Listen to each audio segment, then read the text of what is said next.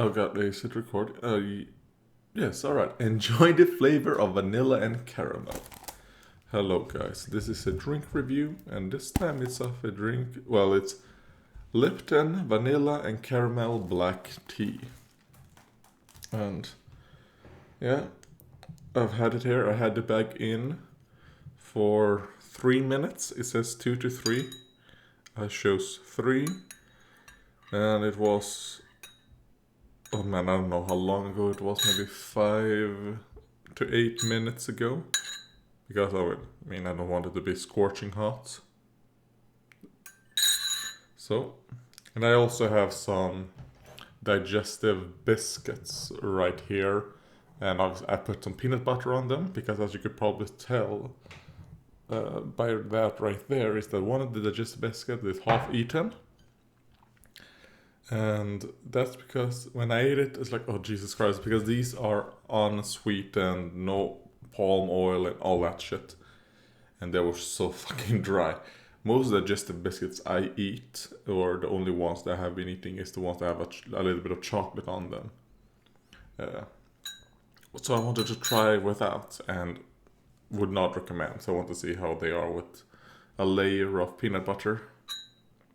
Anyways, let's taste the tea.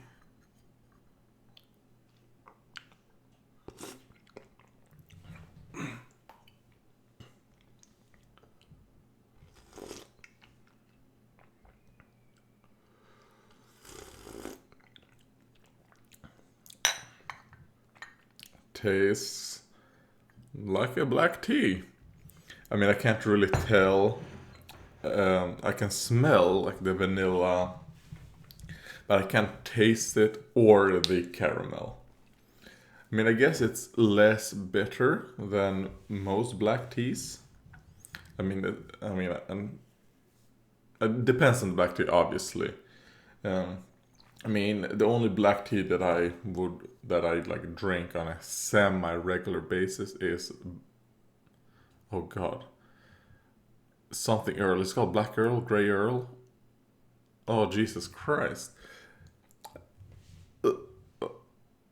Yeah, wait. It is Black Earl, right? It has to be. It wouldn't make sense if it was called something else. Earl Grey tea. Alright. And I'm assuming it's based off some person, probably, if that's the case. Traditional Earl Grey, blah blah blah, who cares?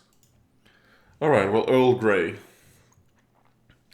Because when I drink tea, my favorite teas are green tea, then white, then black, then fruit tea. So I will be adding some stevia drops to this one.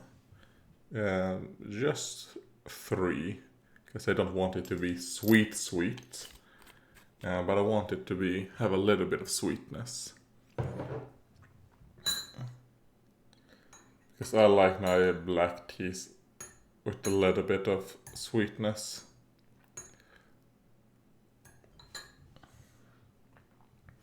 So just gonna let that sit for a little while. Let's try out one of these digestives.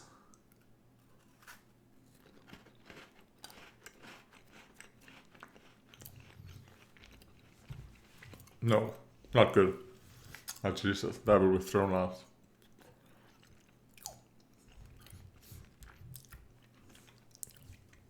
I probably use the remaining digestives for like a recipe or something, to make something sweet out of them, like a base or something. That could be good, but no, they were not good like that. Okay. Oh yeah, I'm gonna try the tea once again before I do some comments.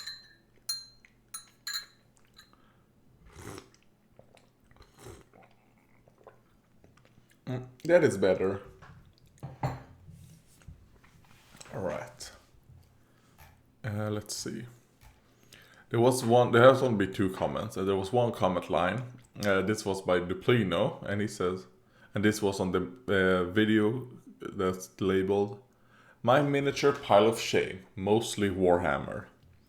I don't know, it looks like a rather big pile. And I did not think about that. That was a joke. I thought that it was like, I'll read the whole thread and then you can see where it became a little bit awkward. I said, smaller than I thought, however. Duplino replied back, maybe so, but miniature is a bit of an exaggeration. Right there, I probably should have. Maybe I should have already figured out if I look at that plus all the dots in the first comment, I should have put 2 and 2 together, or 1 and 1 together. Why do you say 2 and 2? I should have put 1 and 1 together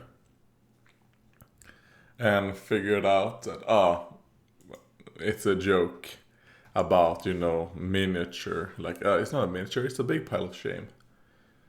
And I said, I don't mean miniature as in that the pile of shame is small, but miniature as in figurine. And Deplina answered, yeah, ... bad joke then. And then I thought, did he think that I meant that my title was supposed to be a joke?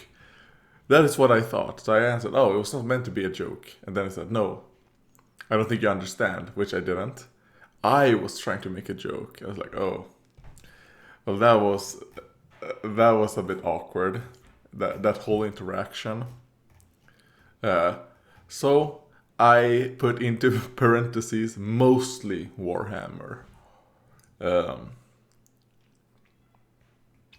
Alexander Collier on to a whole horse sex toy or sugar star video, and the comment is, Cree Wan Tikal really let himself go. I've gotten a lot of comments about people calling me that Cree Wan Tikal.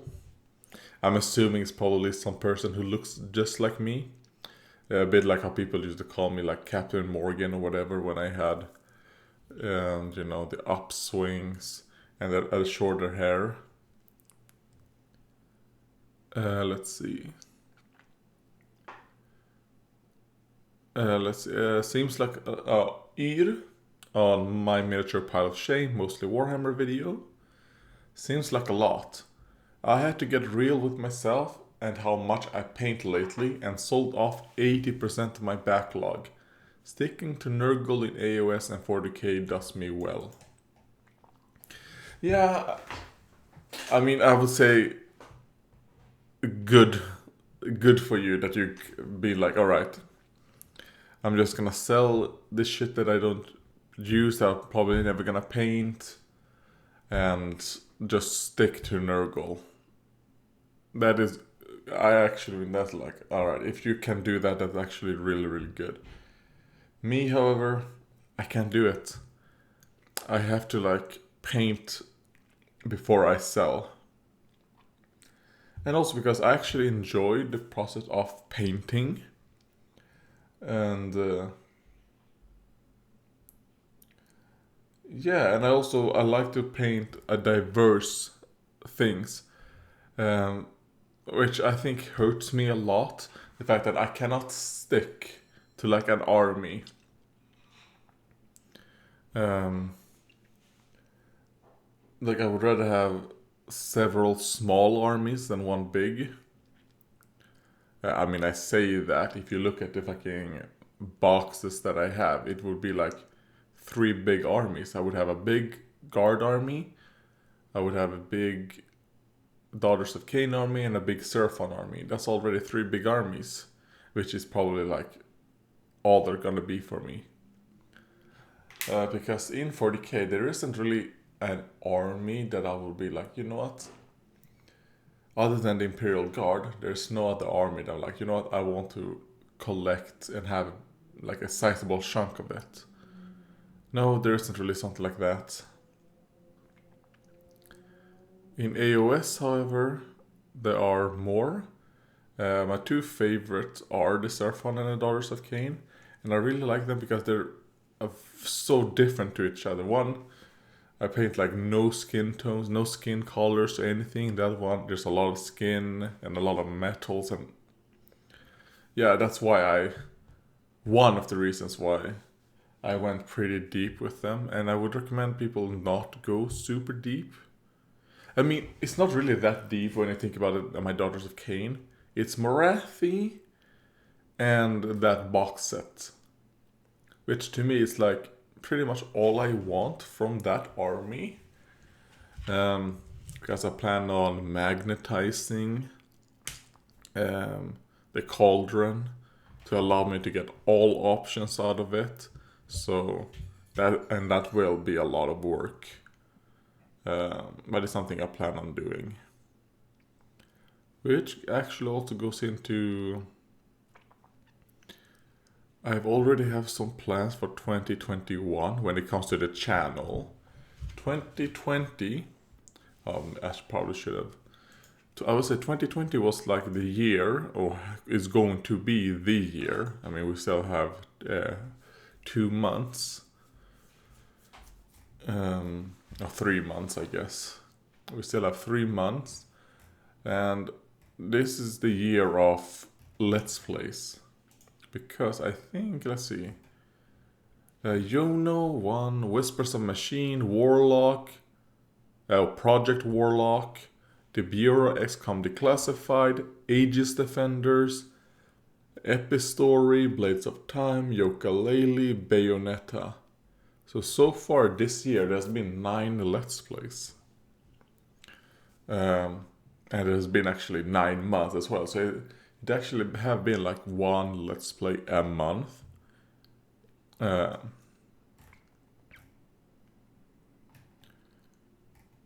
Yeah, so... And I mean, all of them have been relatively short games as well, which has been by design. This year I've not wanted to play like super long games. I wanted to play shorter games. Maybe even like, I guess, more casual style games. I mean, even though, I mean, if I look back, I haven't really been playing like... I have been playing mostly casual games. I mean, I would consider Dark Souls a casual game as well. I know some people don't, but I would consider it a casual game.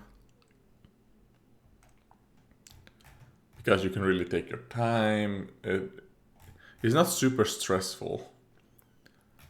Yeah. Let's see. Yeah, so in 2021 will probably be the year of hobby. So there will be Let's Plays as well, but there might just be 4 Let's Plays over the whole course of the year, maybe. I feel like I'm really gonna turn down the Let's Plays next year. Yeah, I think the Let's Play is gonna be turned down. Maybe we're gonna do more first looks. But the video game, or the game portion of this channel, is going to be put into the hobby. Like tabletop gaming next year. Yeah, because I mean, if I count the amount of models I've painted this year, we can do that. Let's see, there's 4 dwarves, 3 Stormcast Eternals. 1, 2, 3, 4, 5, 6, 7, 8, 9. 9 goblins.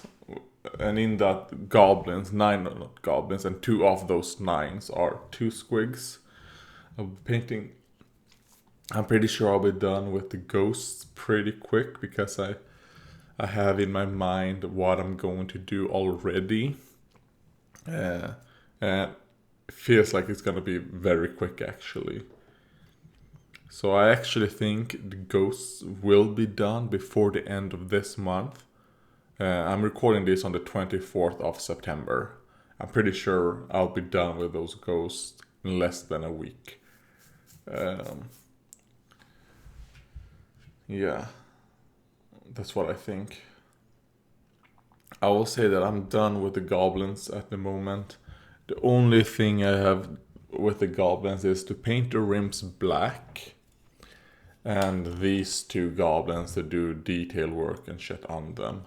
This guy to do some on his bottle and the liquid that are going into his mouth. And maybe put some blood on the ball and chain. And this one has... This guy is maybe like 25% done, so he has a lot of work left on him, but he is mostly metallics. And yeah, I feel like I will be done with him soon. Yeah. And then after that, after the Ghost, I don't know what warband I'll be doing next after that. I think I'll be picking up the speed on the warbands. Because like I said, I had a hobby goal for this year and it doesn't seem like it will be done. Because if I would have done at least one warband a month, because I think it was like 8 or 9 warbands that I was planning on doing over the whole 12 months. And so far I've actually finished 2, and I have 2 right here that I think is going to be done by this month. So that is 4.